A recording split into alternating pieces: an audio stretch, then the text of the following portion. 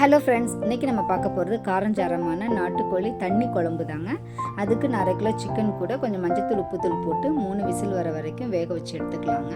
இப்போ இன்னொரு பாத்திரத்தில் நல்லெண்ணெய் விட்டுக்கோங்க, நல்லா தாராளமாக விட்டுக்கோங்க. அது கூட பட்டை, கிராம்பு, பிரிஞ்சி இலை, கடற்பாசி இது எல்லாத்தையும் போட்டு அது கூடவே நம்ம நறுக்கி வச்சுருக்கிற சின்ன வெங்காயத்தையும் போட்டு நல்லா வதக்கிக்கலாங்க.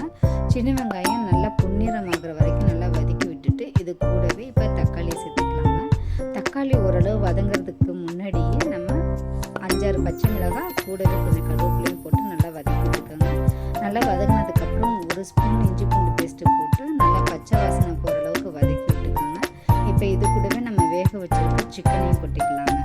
இப்போ இதில் காரத்துக்கு 1/2 ஸ்பூன் மிளகாய்த்தூள், 1 ஸ்பூன் மல்லித்தூள், அது கூடவே கொஞ்சம் மஞ்சத்தூள். இப்போ இது கூட நம்ம சிக்கன் மசாலா 1 ஸ்பூன் சேர்த்துக்கலாங்க. இப்போ இது எல்லாத்தையும் நல்லா கொதிய வச்சுருங்க, தேவையான அளவு தண்ணி விட்டு. இப்போ இதுக்கு ஒரு மசாலாங்க, அது என்னன்னாக்கா தேங்காய், சோம்பு, சீரகம், மிளகு, கசகசா இது எல்லாத்தையும் நல்லா நேவாக அரைச்சி அதையும் அந்த குழம்பு கூடவே ஊற்றி ஒரு 2 நிமிஷம் கொதிஞ்சால் போதுங்க. இப்போ இது கூடவே நம்ம தேவையான அளவு கல்லுப்பு சேர்த்து கொத்தமல்லி தழை தூவி சாதத்து கூட பரிமாறினா ரொம்ப ருசியாக இருக்குங்க. வீட்டில் ட்ரை பண்ணி பாருங்கள். தேங்க்யூ ஃபார் வாட்சிங்.